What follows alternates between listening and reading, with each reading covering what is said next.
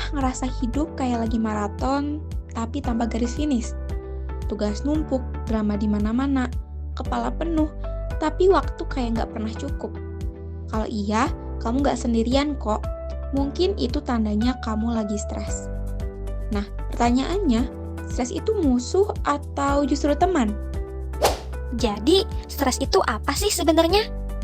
Pada dasarnya, stres itu bukan penyakit, tapi dia adalah reaksi alami tubuh kita waktu kita menghadapi tekanan, baik dari luar atau dari dalam diri kita sendiri.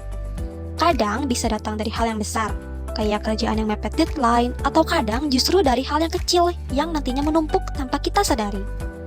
Tapi, gini, sebenarnya nggak semua stres itu buruk, karena ada stres yang bisa bikin kita lebih fokus, lebih siap, atau bahkan lebih semangat. Namanya eustress atau stres positif. Misalnya, waktu kamu deg-degan mau presentasi, tapi justru dengan adanya deg-degan tersebut, kamu jadi lebih siap karena adanya itu. Tapi, ada juga yang sebaliknya, namanya distress atau stres negatif. Nah, stres inilah yang suka bikin kamu merasa capek, tertekan, buntu, bahkan gak pengen ngapa-ngapain. Perlu kamu ketahui, jenis stres ini berbahaya loh kalau dibiarkan terlalu lama. Terus, sumber datangnya stres itu dari mana aja sih? Gini, dari tadi yang udah dijelasin, jadi stres itu bisa datang dari luar atau dari dalam diri kita sendiri. Contohnya, bisa dari lingkungan yang bising dan padat, konflik dengan orang terdekat, pikiran yang terus mikirin hal-hal yang belum tentu terjadi, beban kerja yang makin hari makin numpuk, atau gaya hidup kita sendiri, kayak jam tidur yang kurang, makan gak teratur, dan tubuh yang jarang diajak gerak. Nah, sayangnya, contoh-contoh yang tadi udah disebutin seringnya tidak kita sadari. Padahal, kebiasaan kecil itu punya dampak yang besar bagi diri kita sendiri. Nah, stres itu nggak langsung muncul gitu aja, ada tahapannya. Yang pertama, ada yang namanya tekanan dari pekerjaan. Bisa dari lingkungan, kayak suara bising, lampu terang, atau bahkan polusi. Terus juga bisa dari diri sendiri, kayak konflik peran, pekerjaan numpuk, dan lain-lain. Belum lagi kalau hubungan sama teman kerja tuh nggak akur. Duh, bikin makin stres. Tapi, tiap orang itu beda-beda loh. Nah, makanya ada yang namanya perbedaan individu.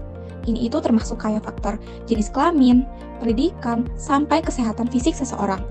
Jadi, ada orang yang kuat nahan stres, ada juga yang langsung ngerasa drop. Dari situlah muncul yang namanya tekanan, baik secara psikologis maupun fisik. Misalnya kita ngerasa tuntunan di sekitar tuh terasa berat buat ditanggung sendiri.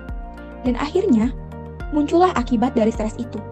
Bisa bikin kita gampang emosi, jadi ceroboh, atau bahkan susah mikir jernih dan ambil keputusan sehat. Stres yang nggak diolah dengan baik itu bisa nyasar kemana-mana. Mulai dari fisik, yaitu sakit kepala, mah, atau bahkan susah tidur.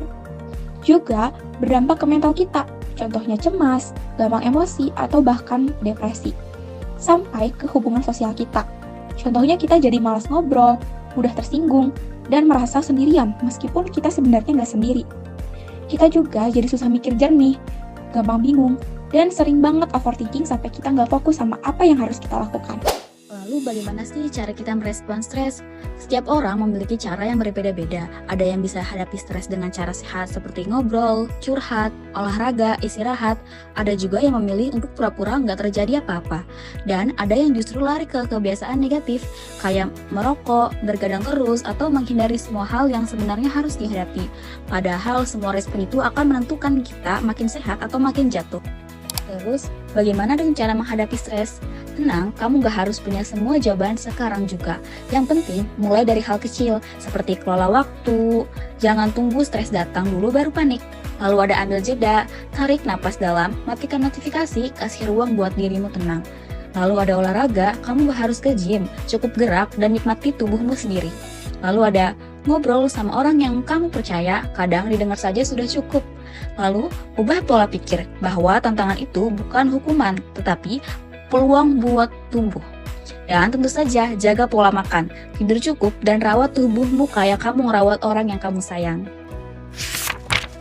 Jadi, stres itu bukan musuh yang harus kita lawan, tapi sinyal, pesan dari tubuh dan pikiran yang bilang, "Hey, kamu butuh perhatian, aku butuh istirahat." Jangan abaikan sinyal itu, karena kamu berharga, kamu penting, dan kamu berhak merasa tenang. Kalau kamu pernah ngalamin stres yang berat, atau punya tips mengatasinya, share di kolom komentar ya. Yuk kita tumbuh bareng-bareng, satu napas dalam, satu langkah lebih baik.